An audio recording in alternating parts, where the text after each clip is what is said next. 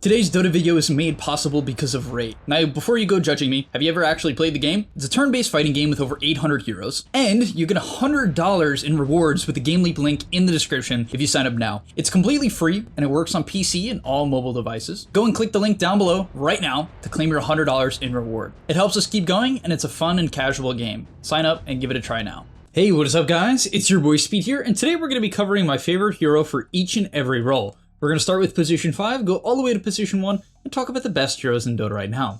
Hopefully these won't be the best heroes for long. Obviously, we're all awaiting a patch. Hopefully the patch will be after Birmingham, but if there isn't a patch, then these are the heroes you're going to want to play in your upcoming pubs. So without further ado, let's hop into it, starting with the position 5 role. Getting into the position 5 role, we have Disruptor. I would say it's the best hero in Dota right now. I think it's the most flexible hero in Dota.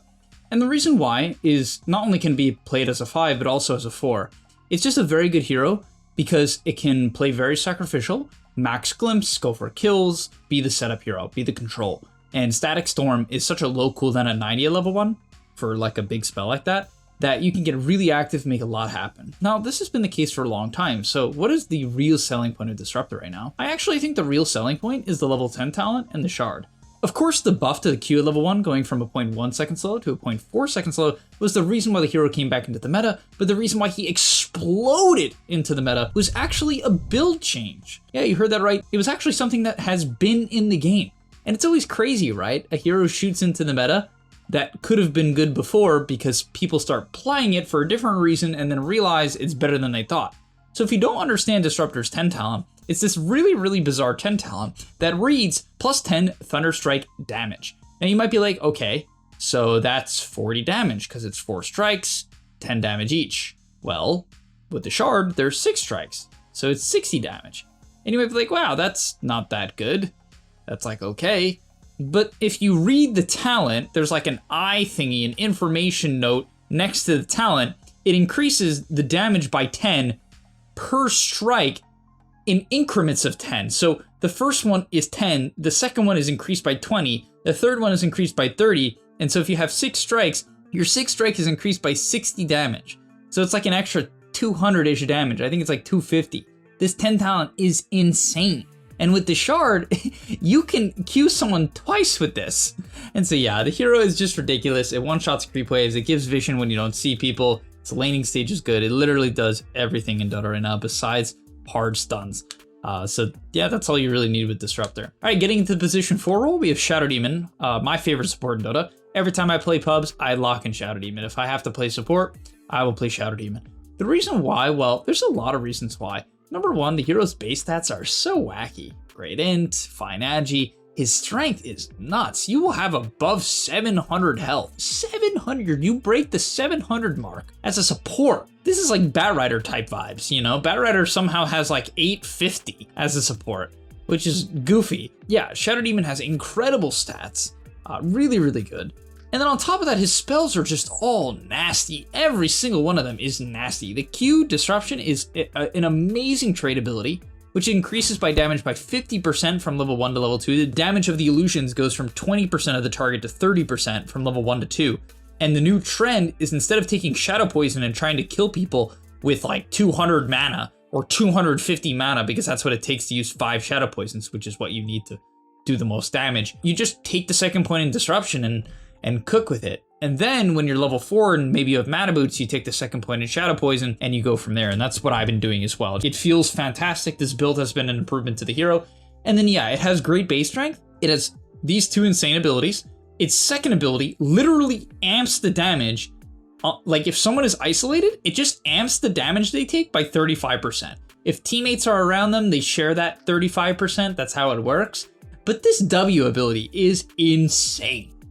Shadow Demon's W is nutty damage output. Then his 10 talent is 12 strength. 12 strength. The hero gets 12 strength. It has like 1500 health with like a Glimmer Cape wand raindrops. You can't kill him. He does not die to backline heroes. Puck, good luck.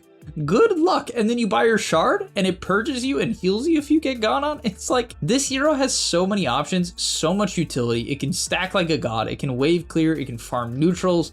It's a good laner. I'm telling you guys, a good Shadow Demon player is a nightmare. This hero does literally everything. And in certain matchups like Morphling or Luna or Terrorblade, copying them is nuts. You can just kill support straight up with the illusions. All right, getting into the offlane role, we have Brew Master. And I think the main reason why Brew is so good is some of the buffs to Radiance recently, but also a lot of the offlaners around him have just been nerfed. I don't think it's much of an offlane patch, which is funny because like Amar will get banned out like crazy, like the Timber and the Razor, and you know, we've seen Extreme Gaming heavily prioritize Centaur. So obviously there's a lot of good offlaners, like Darkseer is good, Axe is fine. But there isn't a real standout to me. Besides, I definitely think Brew is the most oppressive of all of them. I think Brew's Radiance timing is the single strongest power spike in the entire game. And that might sound insane, but honestly, I kind of believe that.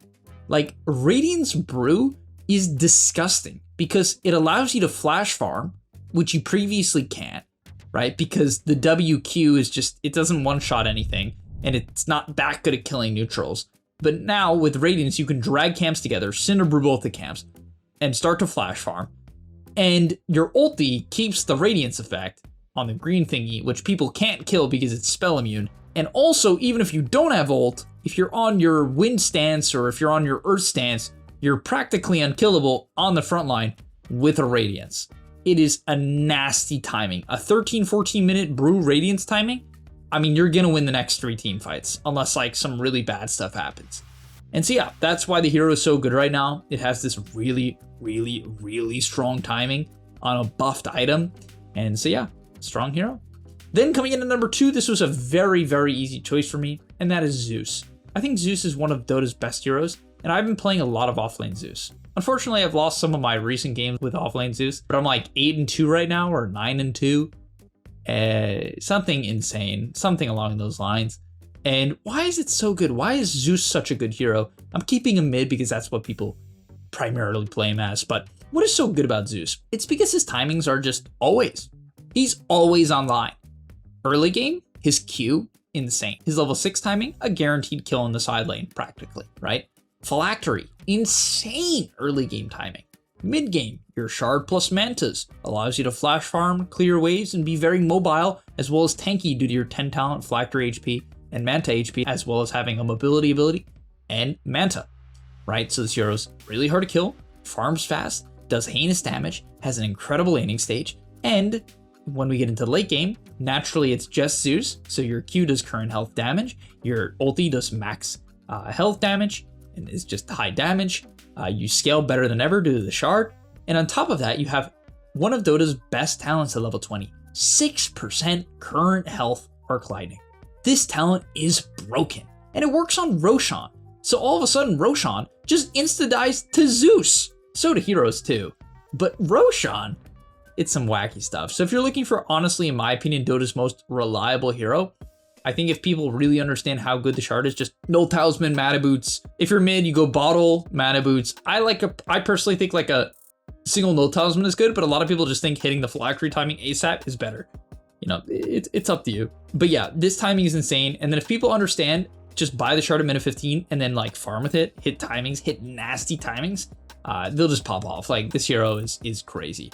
And then there's a lot of different ways you can scale. You can go Octarine, E-Blade, Ags, Refresher, or you can go this like pro build, which is Pike, Parasma, Scotty, you know, just full right-click Zeus. It's pretty cool. It's not bad.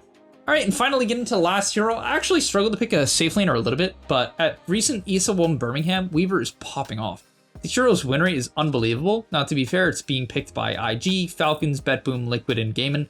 All very, very good teams, but it's doing wonderful. And what I'll say about it is, I mean, I often say this about Weaver, but like, for instance, Brew is like my favorite offlaner, right? I hate playing Brew against Weaver. I really don't like it. The lane isn't fun. You can't kill him with split, not easily. It's very annoying, like, because you can't kill him with split and the lane is hard, it really slows down Brew's game. Brew is very reliant on saying, hey, I have ulti, you have to leave the lane. If they don't have to leave the lane, it's actually really annoying for Brew. Also, the bug hits the pandas that don't have spell immunity. So like 3 of 4 of them, you know, it's really annoying. I even played Zeus against Weaver, and I mean, it felt playable, but like I got left alone for a period of time in a pub, and then the Weaver just ran me down. I mean, this hero does so much damage. It pairs well against a lot of the offlaners. And something I would like to say, I really like Weaver with saving supports. So for instance, Shadow Demon, really good. Oracle, in my opinion, wonderful with Weaver. Just being able to save him, allowing him to get off time lapse, allowing him to just go in deep with that Sakuchi, with that swarm, really just hit a multi-man swarm and get in there. It's really, really good. We even saw Wyvern picked with it by Team Falcons, and they were doing great in that game. I mean, it looked like a good combo. It has a lot of synergy. You know, Wyvern ulti with Weaver Q is wonderful. The save with Weaver is wonderful. Like, a lot of synergy there. They lost the game, unfortunately, for a variety of reasons. But yeah, I think this hero is great as a carry right now. In terms of pubs, I would say overall pubs, another hero that I think is good is Lifestealer. Another one is Drow, if you're a safe lane player. But Weaver, I think it does require some mechanical skill, but the pace of the game is insane. On top of that, I would like to say Gleipnir just seems like an insane item. Like, every hero that buys Gleipnir, to me, seems just like a good hero. They buffed it sort of recently, and they made it 200 gold cheaper, and ever since then, it just feels like, even though they nerfed Maelstrom, it just feels like this item has such good buildup.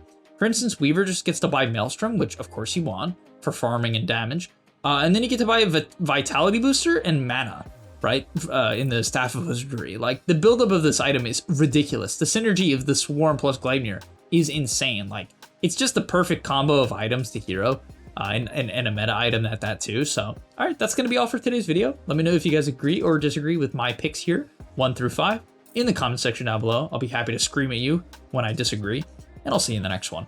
Peace!